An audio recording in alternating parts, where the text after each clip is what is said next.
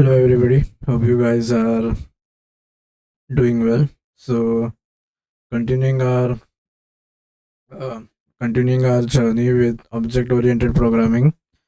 Um, so we understood what an instance is, right? And then we also understood the importance of using this keyword, right? We said that the objective of using this keyword is to basically specify or mention what type of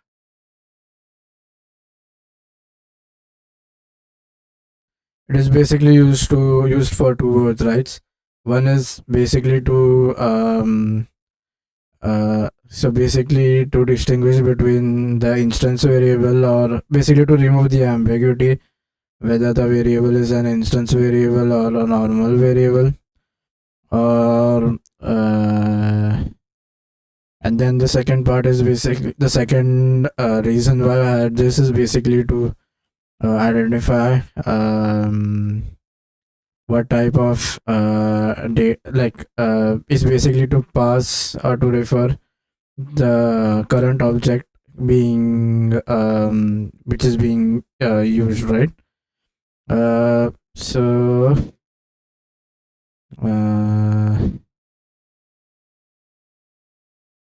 okay.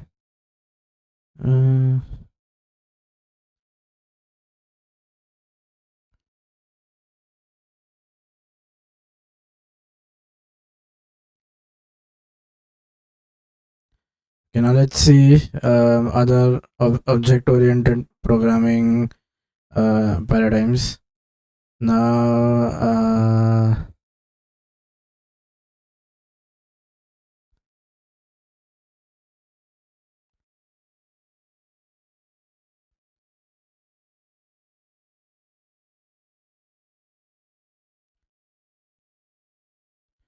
I don't know why this is happening, but okay.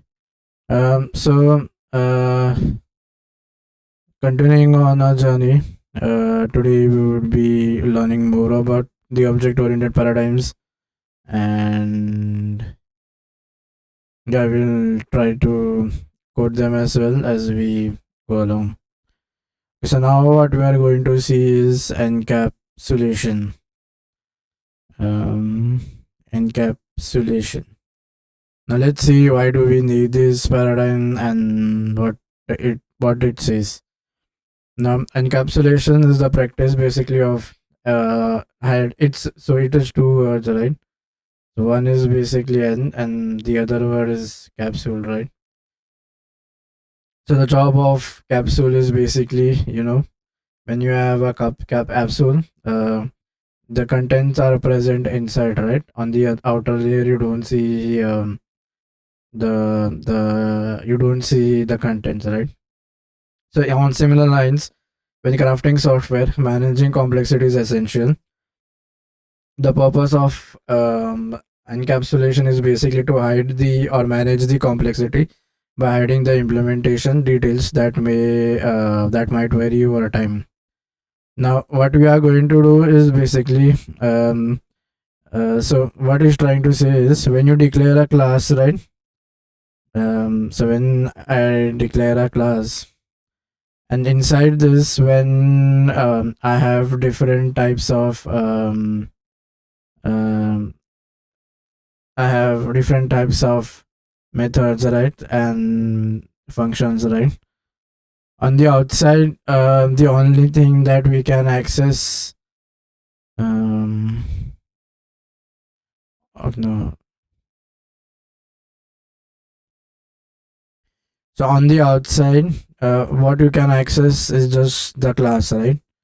This class, like you cannot see how the methods have been implemented or how the work is ongoing, right?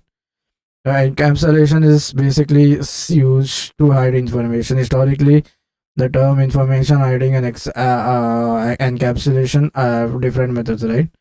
So in encapsulation in OOP, it basically refers to bundling of data and behavior to act on that data into a single unit such as class, right? So this class is going to bind this method. So I have these two methods being encapsulated inside this class, right? Now in this class, historically, today, however, they are both referred in the idea of hiding your private path. So here we will consider them interchangeable. Like it's interchangeable. Right? Basically, encapsulation is to hide. Now, historically, the terms information hiding and have different meanings. So let's see one example, right? Now, what are we going to do is we are going to hide the actual implementation. However, on the outside, as a user, you will still be able to uh, get the behavior. So let's see how do we achieve encapsulation. Now, so let's define a new class, right? So let's remove all this code here and let's define a new class. Let's move this thing a little bit down so that we can have a new class. So now I have a new class encapsulation, and then inside that I'm going to have methods and variables, right? So now here we declare the instance variable, right? So let's have an instance. Let's declare a method that is returning nothing. So I'm going to keep it void. That is basically accelerate. So I'm going to do accelerate. Now what it is going to do is the moment to accelerate, the speed is going to increase, right? So then I have an instance variable. This is basically telling what my current speed is. So I have okay. Now I'm adding an access modifier to it, and I'm trying and making it private, right? We'll see what this private will do and why do we need to it to be private. Now here what at the moment I accelerate, and here I'm going to why am I making simply okay, let's ignore that for the time being. Now here I'm going to have a data being passed in, and my speed is so if my what I say, this is like incrementing speed, right? If delta is if my acceleration is negative, then I'm going to so let's have this data, and if this is less than 0, my data is 0, nothing else. And then whereas if you're, so if I'll come in else, right? So in else I'm going to increment my speed by data amount. Okay, so now let's create an object. This still does not have any memory assigned to it, right? So what we are going to do is we are going to assign memory to it. The way to assign memory is basically you create a variable. Now you create using unique keyword, and then you call the function, right? Now I'm going to assign this variable, so whenever I'm assigning to the type of the variable should be the same as the data, right? So I'm doing encapsulation, and then I'm declaring variable 1. Okay, so now I have created the function, and then the so if I go to definition, okay, yeah, okay, so well, yeah, so I have created the instance over here. Now using variable 1, What I'm going to do is I'm going to pass a speed, say acceleration is like something into this method, right? No, let's get rid of this and then let's pass as in 100. Okay, so now what will happen is the moment I pass it over here, my speed will be uh, so I'm going to call this method, and then this is going to increment the speed, right, as it is greater than or it's a positive number. And then once it's done, and then what I'm going to do is I'm going to do I'm going to stop this functions. So I'm just going to print out. So let's have a sys out here.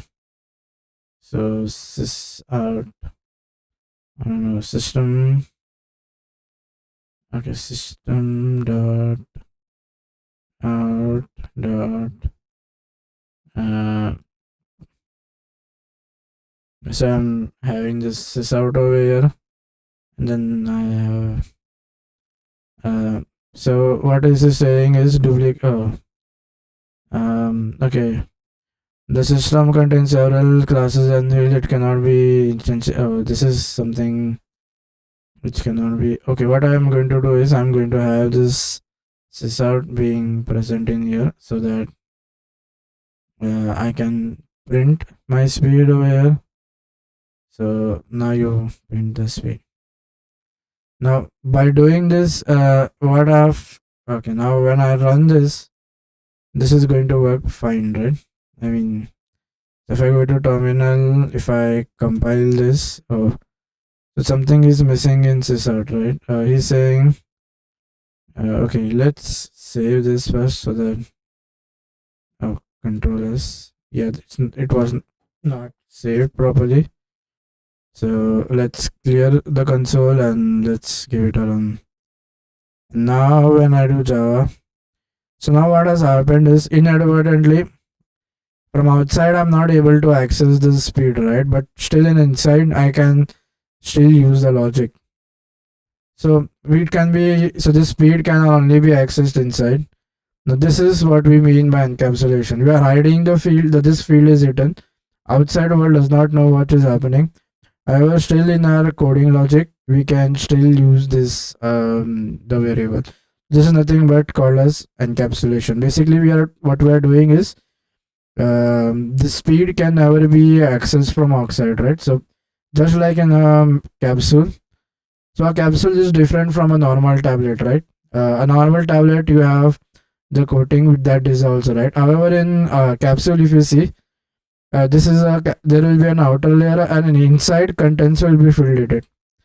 So that outer layer is something that is going to break open and the contents will come out. So that is what we meant by encapsulating data, right? So in other words, we are from whom are we like how from whom are we hiding? We are hiding this from the user, right? The programmer does not know if there is any encapsulation possible or not. However, if there is something which is present but not accessible from outside, so this is nothing what we mean by encapsulation. This process of hiding is nothing is called as encapsulating information or protecting information. Just give me 1 minute more.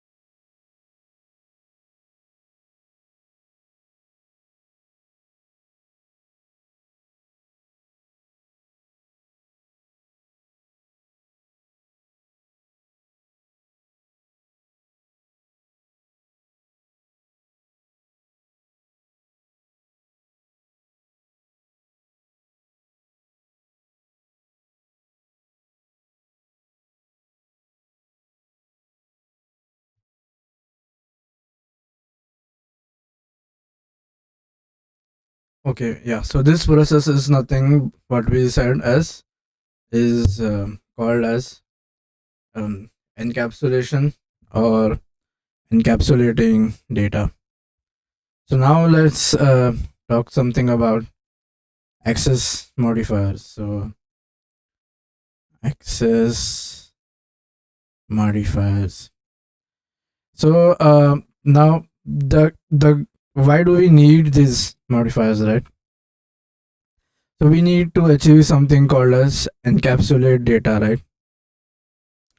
So what we need by we need to uh, encapsulate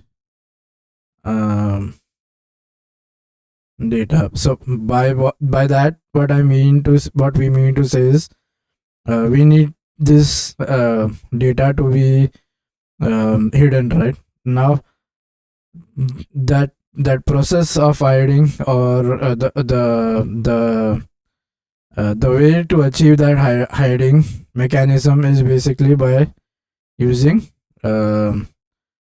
is basically by using access modifier. Now this is what is going to help us to hide data. So now there are four types of access modifiers, right? So broadly speaking, access modifiers are four types, right? First is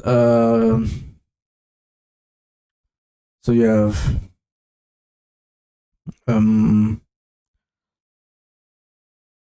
the first type of modifier that we have is public. So first is public modifier. Okay. Then the next modifier that we have is okay. Let's flip it. No, flip it one more time. What did I? So this is Command H. No.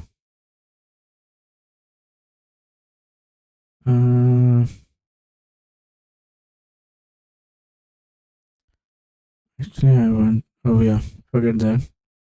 There is one more way of doing this.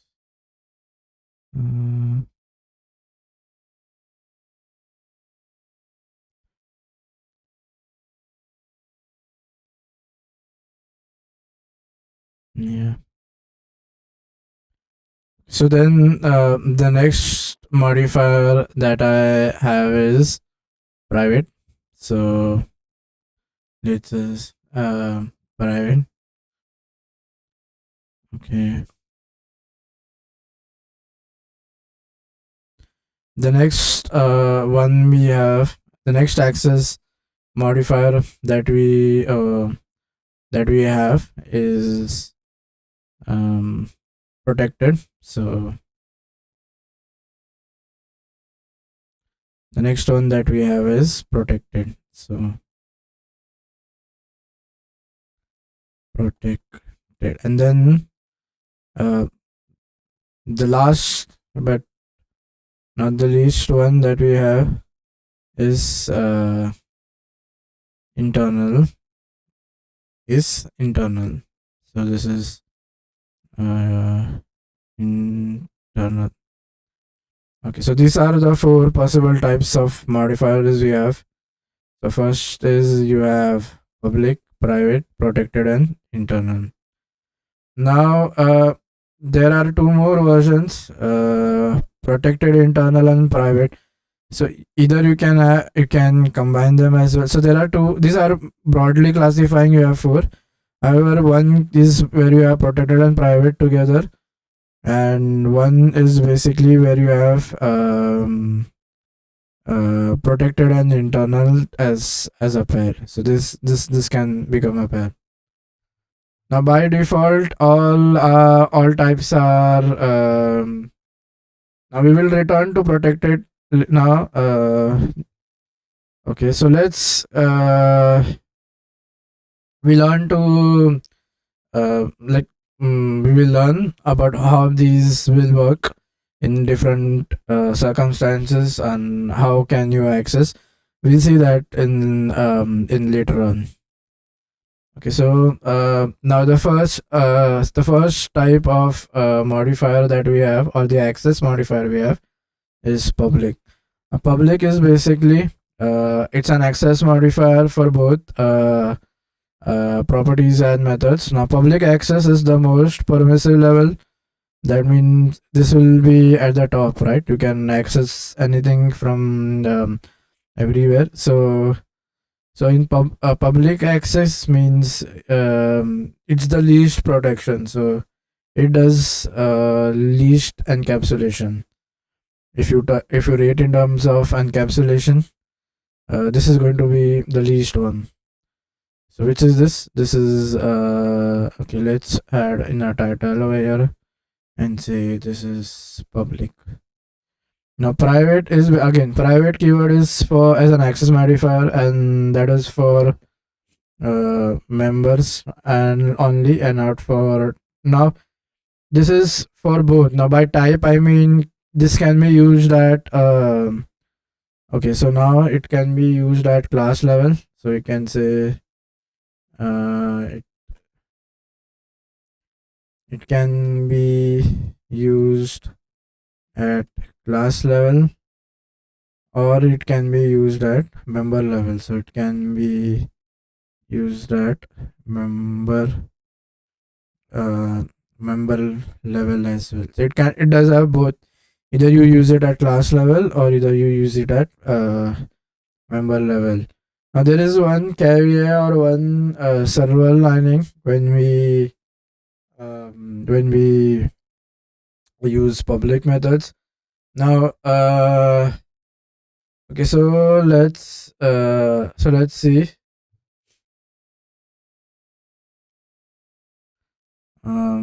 Yeah, this is the public function, right? I mean, this is public. Now this is so there is one silver lining to public functions, right? Let's see that special case that I'm talking about. Okay. Mhm. Okay, let's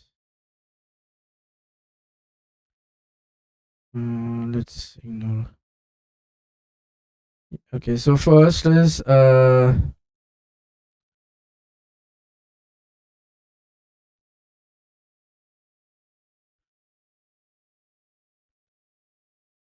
this by default everything is public in nature, but what happens is so remember, this is a file, right?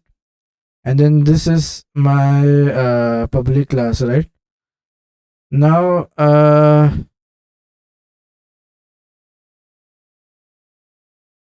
there is some uh,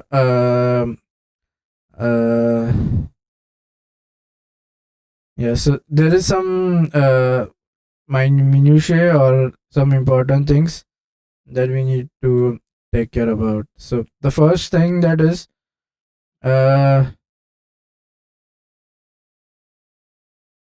or the first point that we need to take care is now this is mostly related to Java. I mean, uh, um, it's not applicable in other languages. So this is no, it may be or might not be applicable, but I'm specifically talking about Java, right? If you have a class public, then that the file should be okay. So if you're declaring a public class, make sure that the name of the file is also the same.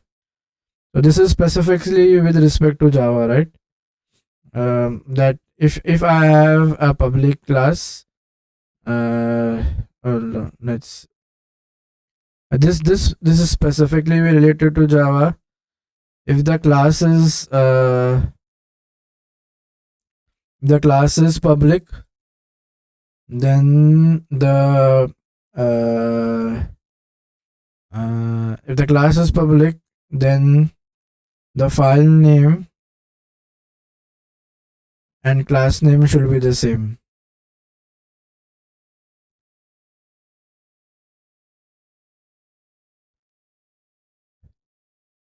This is the law of nature. Because if you do this, then we will get an error, right? Because uh, this is what is. So remember, a Java program goes through two different phases, right? The first is where you compile the program, and the second phase is where you call the virtual engine, right? Now, when you declare a public class, because this is so, if it's a public class, then the Java C will try to match it. Else, if you don't try to if it's not matched, then it will result in a compile time error. So this won't work at compile time only, because in a the reason for this is the way Java compiler starts working, right? Now, because this is how the Java compiler is designed to work, right? If you have multiple public classes, then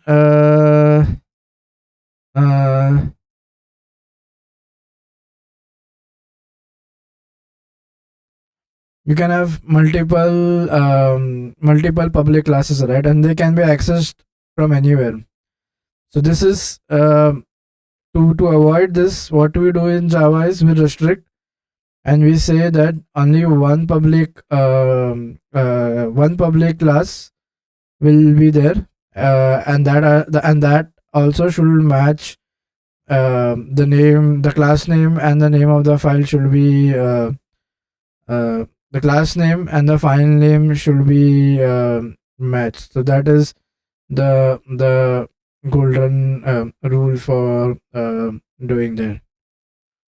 Now, the second access modifier will come as private, right?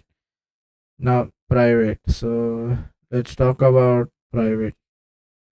Now, private keyword is an access modifier for members, and not only and also basically I don't know if it is true, but let's see if can we use it as a class level, or let's check this thing, because this might be like a Java feature. Okay.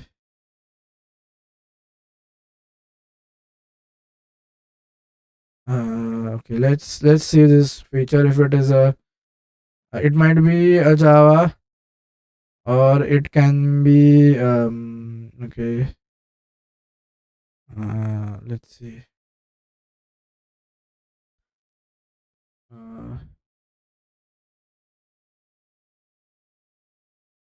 So as I said, yeah.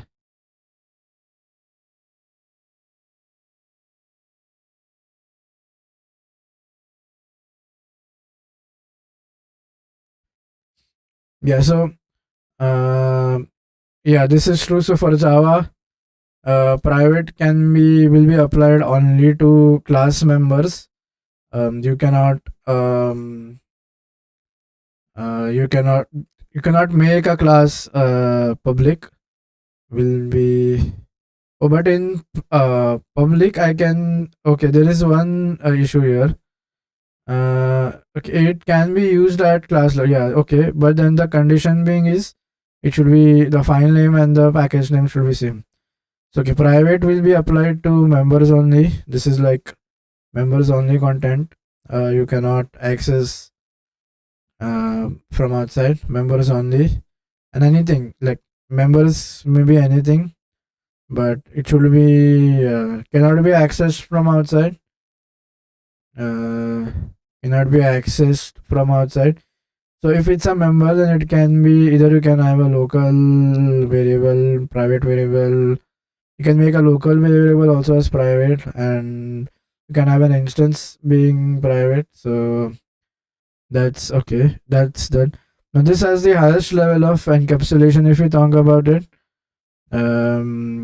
So this is basically inside within the same class.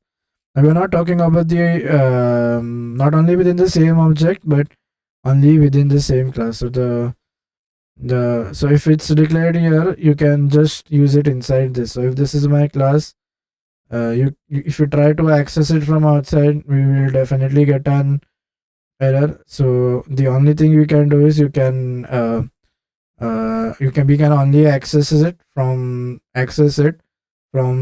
inside, right? Outside access is restricted and cannot be obtained. So if I say cannot be accessed from outside, cannot be accessed from outside, and then this has the highest level of encapsulation, right? Highest because the implementation also cannot be accessed by using by what I mean by access from outside is even if you use a reference variable access, you won't be able to find it because it is private, right? For example, so if I okay, now I have created an instance here, right? So if I try to access uh, using the instance itself, see, I'm not able to get that thing what I'm searching for. Like if I try to search for speed, okay. Now see, the moment I go, it will say that it is it will say that this is not visible. See the error that it's saying. It will say that it is not visible, meaning from outside you don't have access to it. Now the next thing that I have is internal, right? Now internal is a keyword is an access modifier for types and members, and for okay, now internal can be used on both for class level as well as the members associated with it. Now, internal members are accessible within the files in the same assembly. In general, this means that within the same application. So now, I don't know if do I have internal in JavaScript, but sorry, in Java. Let's see if it supports internal. I guess do we have an internal internal where I say is this okay? It's not able to find internal. I guess. So I guess Java does not have internal. It only has public, private, and protected. However, there is one more.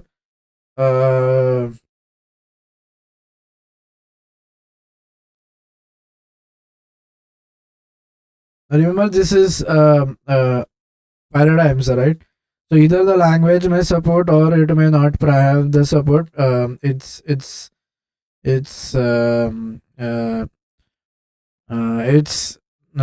dependent upon the language that you're using. So there is no support for internal in Java. However, if in a wider sense, if you're saying then internal can be accessed within the same application,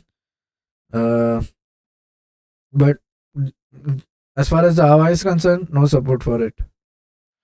So remember, they may not follow all all OOP paradigms.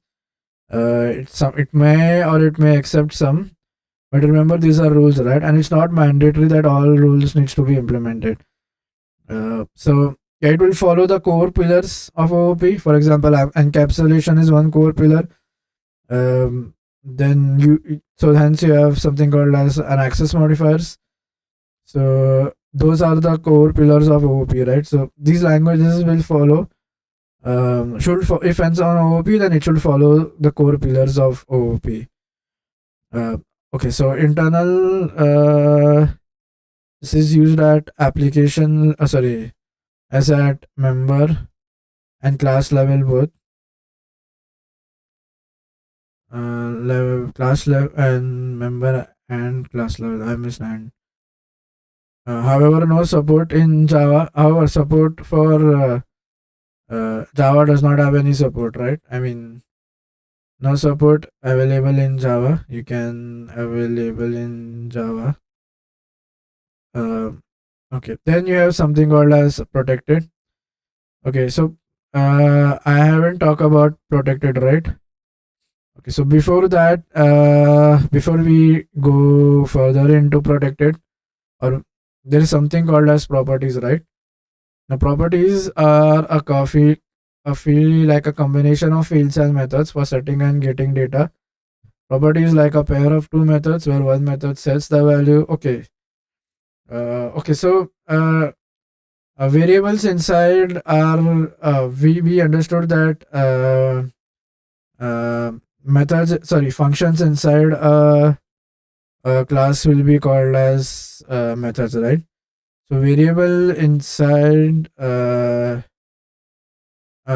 class is called as, it's he's saying there is something else for, it's not properties, because there is one more interpretation of property. So let's see what that is.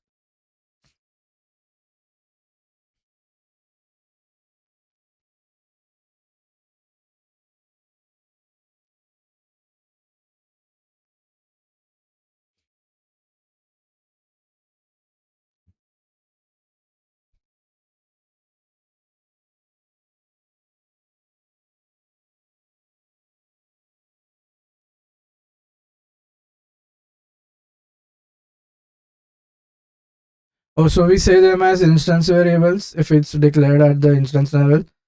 We don't call them as properties. So let's recap a little bit about how everything is being structured and how things are working out here. This is going to be important, right? Because without this we won't be able to further go it. So uh, what we said is, so like, let's recap general terms, because till that time we did not introduce anything like properties, right? So general uh, terms in OOP. So our terminology or how things is going to work. So the first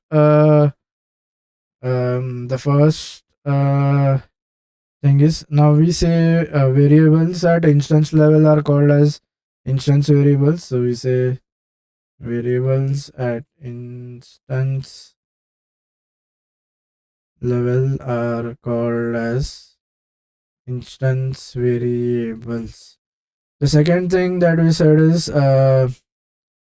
functions inside a class is called as methods. The third thing we say that there are four different access modifiers in OOP. Now in Java we only have three, but in OOP if you see there are four, right? At a much bigger level, if you see, you have four access modifiers. So the first one of them is public. So you have public. The second one access modifier that you have is uh, private. So you click here and private. The third access modifier you have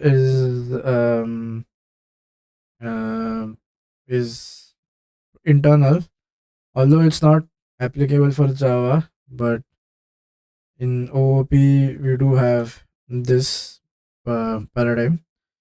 And then uh, the fourth one that we have is basically something called as protected. So we have protected as well. Okay, so public, as the name suggests, this is public, right? So can be accessed anywhere. And remember, this is only at member level, right? So we can have this only at you can type on only at member level. So okay, now private is something which is at, so again private is basically internal, right? This is the highest possible way of achieving encapsulation, right? Again, this is the same. Oh, this can public can be both. You can have it at, no, oh, I missed something. Yeah, this can be at member level, and then you can at class level as well. Now here it is only member level. You cannot have a class private. This is member level. Now internal is again at member level, but we don't have internal being used in Java, so you can eliminate this. Now we haven't talked about protected yet. Um, so like we will keep this topic pending for a little bit later when we actually see. So no, yeah, we haven't talked about this thing protected paradigm yet. We'll see this later, and there is no internal with respect to Java. So if you see the as per the programming paradigm, this is both right at member and class level. Now access is anywhere in the same package. Sorry, in the same application, you can access anywhere. Now here there are some places where we haven't mentioned the type, right? By default it is protected, I guess.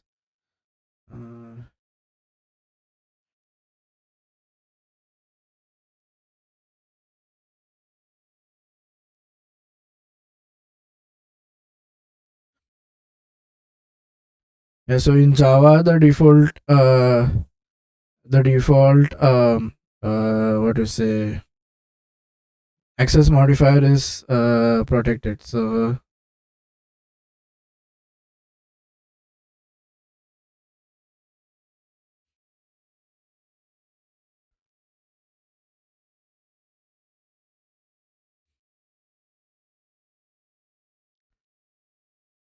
yeah, in default, the access modifier is not protected. Instead, oh, it's protected private. It's a combination of two. So yeah, we said there are other associated access modifier as well. One of them was private internal, and then the other one was internal protected. I think yeah. So one is protected internal, and the other is private protected. So protected is the guy who is forming the relationship, right? So by default in Java, if nothing is mentioned, then it's so there is you can now there are two additional type to this as well. You can okay. Let's add one more. These are the four major ones. There is one more. Sorry, or you can say there is one more access modifier. This is a combination of two, right? So it is uh, private protected, and then the other combination is internal protected. Yeah, internal protected. So these are two miscellaneous type. Now these are in combination. Remember, this is both. Okay, this is both together, and then this is both together. Okay, now yeah, I guess that is all for this lecture. I hope you guys liked it, and then I'll see you in the next one. Till that time, take care. Bye bye.